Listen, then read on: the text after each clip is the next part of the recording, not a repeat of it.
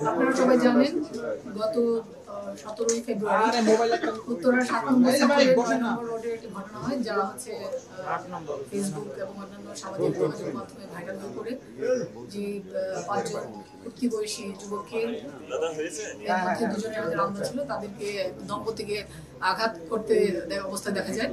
তো সেই ঘটনার সঙ্গে সঙ্গেই হচ্ছে আমাদের পুলিশের একটি টিম ঘটনাস্থলে উপস্থিত হয় এবং রেসপন্স করে। সেখানে অফিসার ইনচার্জ নিজেও কিছুক্ষণ পরে উপস্থিত হন। সেখানে আমরা ঘটনার যে বিবরণটা সেটা হচ্ছে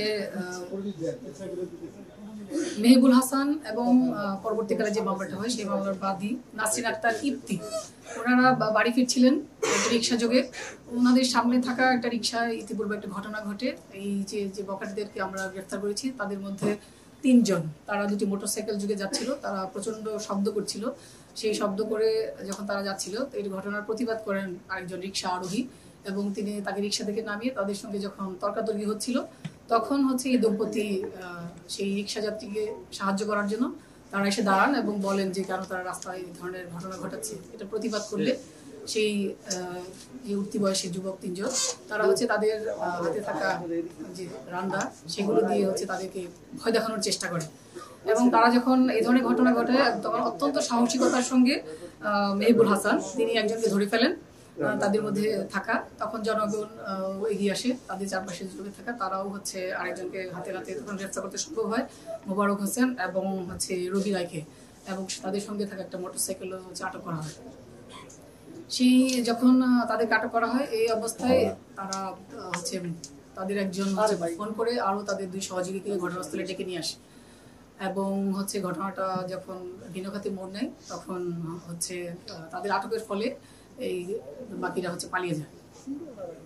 তো তাদের যে আটককৃত আসামিদের তথ্য মতে আমরা হচ্ছে পরের দিন হচ্ছে আলফাজ ওরফে শিশির নামে একজনকে হচ্ছে আব্দুল্লাপুর থেকে গ্রেফতার করি এবং পরবর্তীতে তার দেওয়া তথ্য মতে আমরা হচ্ছে সজীব এবং সাইফ, এই 2 জনকে আমরা পরবর্তীতে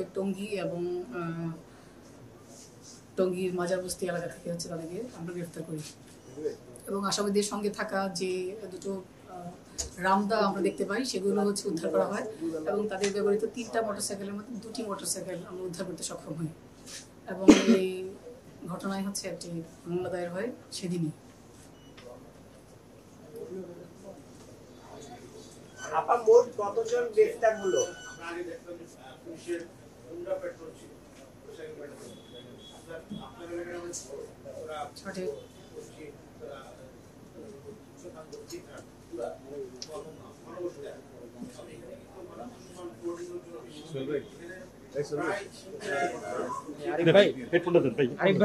আরিফ ভাই, যখন আসামি অ্যারেস্ট করে তখন আসামিরা শেড দিয়ে গেছে এলাকাবাসীকে যে আমরা দেখে নিব পুলিশের সামনেই, এটা বলেন। উত্তরা বিভাগের ডিসি হিসাবে আমি যেটা মনে করছি সেটা হচ্ছে এটা তদারকি বা ইয়ের অপশন নয়, সেটা হচ্ছে যে এখানে আমরা বলেছি যে এখানকার যে 5 জন যে সাসপেক্ট, তার মধ্যে একজনকে কিন্তু আমরা টঙ্গীর মাজার বস্তি থেকে হচ্ছে আটক করেছি। তো এই ধরনের উঠতি বয়সীরা হচ্ছে যারা মূলত হচ্ছে মাদকাসক্ত এবং ডেজার্টেড। আগেও আমি একদিন আপনাদেরকে বলেছি যে এই যে ছিনতাই গ্রুপগুলি এই যে আমরা ধরেছি, আমরা দেখেছি যে তাদের যে অ্যানালাইসিস করে তারা মূলত হচ্ছে পরিত্যক্ত অবস্থায় বড় হয়েছে, তারা স্ট্রিট চিলড্রেন হিসেবে বড় হয়েছে এবং পরবর্তীকালে মাদকাসক্ত এবং অন্যান্য অপরাধে তারা জড়িত হয়েছে। তাদেরকে আমরা যতই হচ্ছে অ্যারেস্ট করি, তারা কিন্তু জামিনে বের হয়ে আসে এবং এবং এবং তাদের বিচার কার্যটা অত্যন্ত কঠিন হয়ে পড়ে, কারণ তাদের কোনো স্থায়ী ঠিকানা নেই, তারা হচ্ছে মূলত ভাসমান। তো এই অবস্থায় তারা আবার ফিরে এসে তারা এই ধরনের হচ্ছে অপরাধে জড়িয়ে পড়ছে। আর সেই অপরাধটা আমরা সবসময় মানে কমবেটে আছি।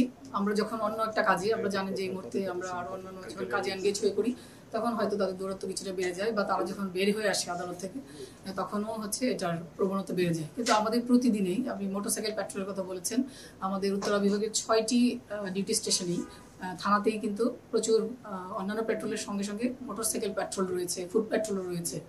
এবং আমরা রিসেন্টলি হচ্ছে আমরা দেখেছি আব্দুল্লাপুর বা যে হটস্পটগুলি রয়েছে সেখানে যে রাতের বেলায় যে বাস চলাচল করে, সেই কাউন্টারগুলির সঙ্গে আমরা কথা বলছি, তাদের সঙ্গে যোগাযোগ করছি যে তাদের দিক থেকেও যেন আমরা দ্রুততম সময়ে তথ্য পাই।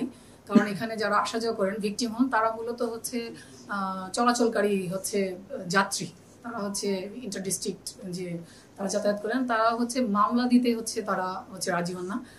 বুঝতেই পারছেন যে কনটেক্সটে তারা আসে সেই কনটেক্সটে তারা এটাতে রাজি হয় না। সেক্ষেত্রে আমাদের একটা বড় বাধা হয়ে দাঁড়ায় হচ্ছে মামলা।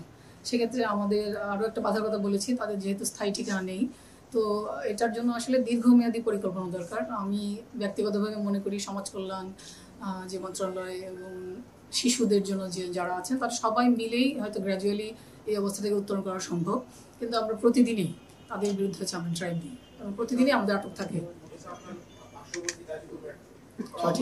যে আমাদের যে 5 জন কে আমরা আটক করেছি এর মধ্যে হচ্ছে রবি রায়, তার হচ্ছে মামলা রয়েছে টঙ্গীর পশ্চিম থানায়, তার নামে মামলা রয়েছে। কি মামলা রয়েছে? ছিনতার মামলা। এটা হচ্ছে এটা কিশোর অপরাধ চক্র। আমাদের বুঝতে পেরেছেন তাদের চরিত্রটা দেখেই বোঝার কথা। তারা প্রচন্ড শব্দ করে, আপনারা জানেন যে ধরনের নয়েজ তৈরি করে তারা হচ্ছে যাচ্ছিল এবং তারা পরবর্তীকালে তাদের যে অন্য গ্যাং মেম্বার কেউ ডেকে নিয়ে আসে।